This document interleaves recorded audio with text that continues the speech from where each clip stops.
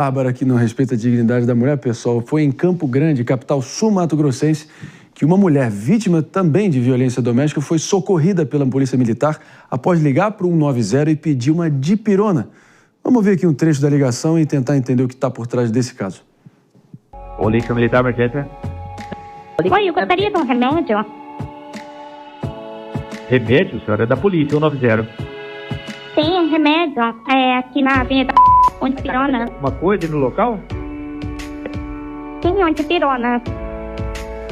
E tá agressiva a pessoa? Responde sim ou não? Tem Certo. só Antipirona. Aham. E o número? Sim. Responde sim ou não? É seu marido? É parente? Sim ou não? Sim. Certo. Troco 10, tá? Deixa eu registrar. Fica na linha que eu vou finalizar o pedido aqui. Possui arma ou negativo? Não? Não. Tá ok. Eu acho que só tem 10. Tá ok. Seu nome?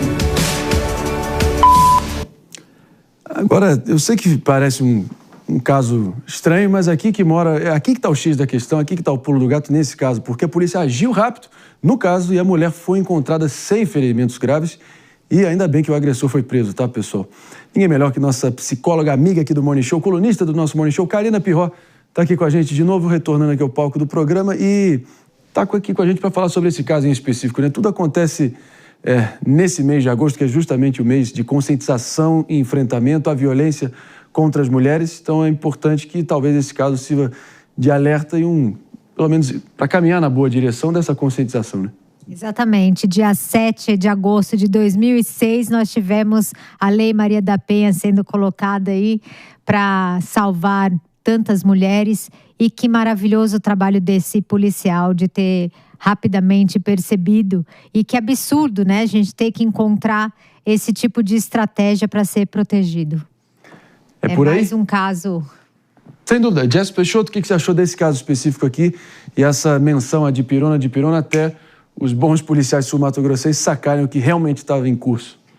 São muito comuns, né? Os atos invisíveis, as saídas invisíveis que as mulheres tomam, desde gestos, protocolos que estão sendo adotados pelo mundo para se livrar ou pelo menos se proteger em situações de violência. E aqui nós temos isso em áudio de uma mulher muito inteligente que num momento de dor, de dificuldade, que a gente não tem dimensão, e toda a minha solidariedade a ela por isso, conseguiu ter a ideia de ligar, pedir um remédio, possivelmente, para não se colocar ainda mais em risco, e a agilidade do policial que já depois do primeiro momento onde ela repete, já percebe o que está em curso e faz as perguntas para poder agir, protegê-la e, de fato, punir esse agressor. Então, aqui nós vemos o dia a dia de uma mulher que, às vezes, está em casa, está sendo vítima de violência, está se sentindo em risco e não ter o que fazer. É muito importante que a gente passe matérias como essa, e a PAN está de parabéns por fazer isso, para que outras mulheres descubram saídas em situações como essa. Saídas silenciosas, saídas que não vão gerar risco. Isso é muito importante.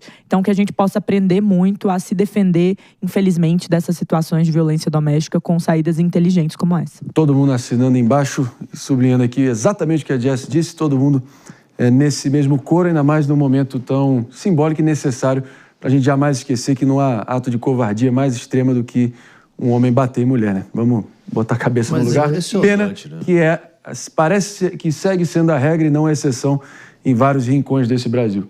Não, é impressionante a quantidade de casos que a gente tem trazido aqui, impressionado a todos nós. Aquele homem que deu 60 socos no Rio Grande do Norte contra a companheira, né, tá preso. Também aquele que agrediu em Santos, aqui no litoral de São Paulo, a médica, que também está em estado gravíssimo, teve que fazer uma cirurgia reparadora para recuperar o rosto. E o que eu gostaria de discutir com a doutora Karina é assim, porque muitas vezes esses agressores, eles vão apresentando alguns sinais, né, doutora? E como que a mulher, ela pode perceber que aquilo pode avançar para não ser vítima de violência de fato? Perfeito. É muito importante que a gente até faça uma diferenciação básica aqui de relacionamento tóxico para relacionamento abusivo. Relacionamento tóxico, não, vamos falar do abusivo. Sempre existe uma discrepância. Tem alguém que acha que é melhor, que tem o poder, que controla. né? E aí a gente vai vendo esses comportamentos e que vale a pena a conscientização da diferença dos tipos de agressões. Então, pega o seu celular, joga no chão ou não deixa você usar uma determinada roupa. Quando você vai olhando esses comportamentos, é sempre de alguém que se coloca como tem poder. Esse é o relacionamento abusivo, então você pode ver isso em várias situações. O tóxico, né, não tem essa diferença. Às vezes é um com o outro mesmo, tá? Então, eu acho que o que distingue é esse poder que alguém acredita que tem sobre você.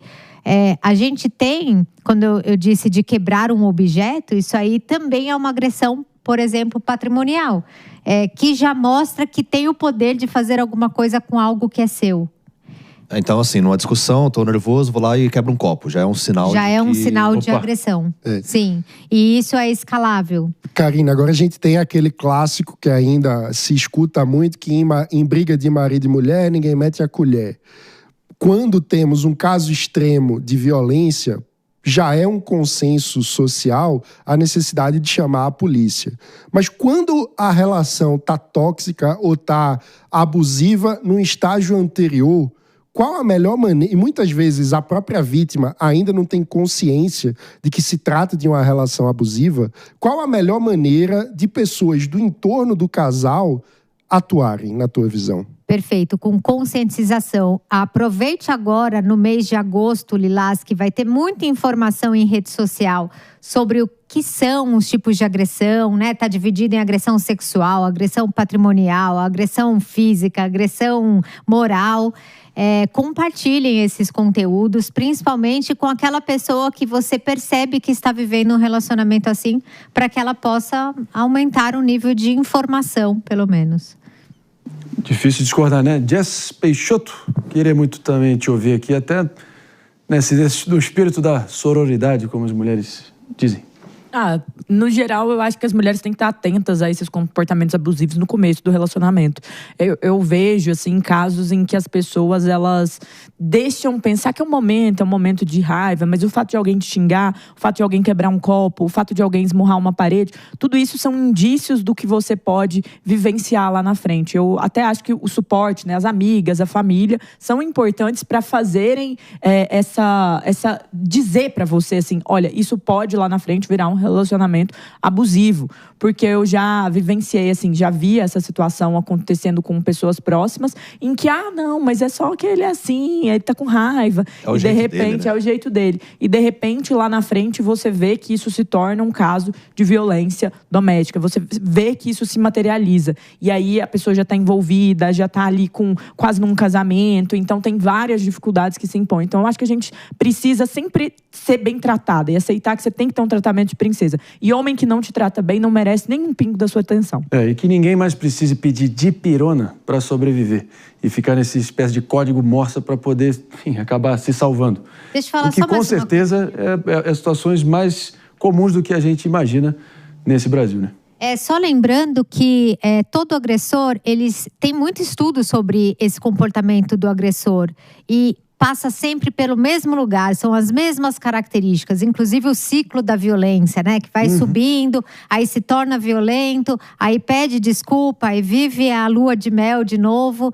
Então, estudem o que é o comportamento violento, porque vocês vão ver que tem um padrão e aí fica mais claro para a gente poder definir o que está acontecendo em casa. Meus amigos, agora outra reflexão que eu quero propor nessa reta final